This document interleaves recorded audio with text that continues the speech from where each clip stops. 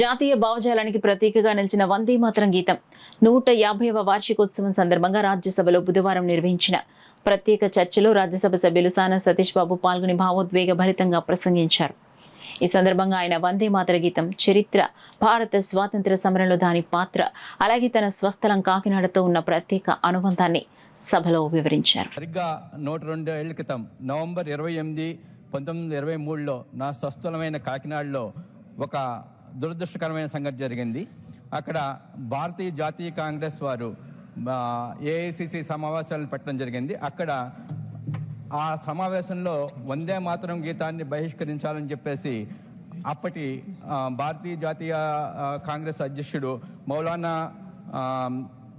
మౌలానా మహమ్మద్ అలీ జవహర్ ఆ సభ నుండి వాకౌట్ చేశారు. ఆ చేయటం వలన అక్కడ వందే మాతరం గీతానికి జరిగిన అవమానంగా మేము భావించి ఈ గత నెలలో మేము అక్కడ వందే మాతరం గీతానికి 150వ సంవత్సరము ఉత్సవాలు అక్కడ చేయడం జరిగింది. అయితే ఒక విషయం ఏంటంటే అక్కడ మౌలానా ఆలీ పేరు మీద ఒక రోడ్డు కూడా పెట్టడం జరిగింది. ఎందుకంటే ఆయన అక్కడ ఎక్కడైతే బహిష్కరించిన చోట ఆయన పేరు పెట్టడం జరిగింది.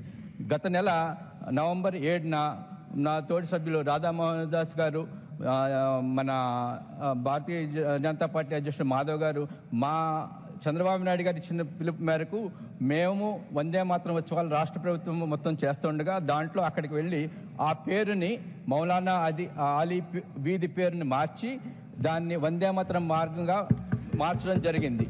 ఇది నాకు వచ్చిన అదృష్టంగా నేను భావిస్తున్నాను. ఇది కేవలం రోడ్డు పేరు మార్పు మాత్రమే కాదు, ఇది భారత జాతీయ చైతన్యానికి ఇచ్చిన గౌరవంగా నేను భావిస్తున్నాను.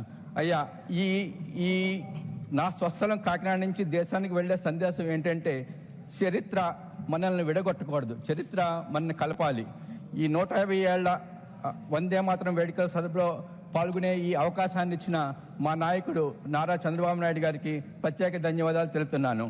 వందే మాతరం, భారత్ మాతాకి జై.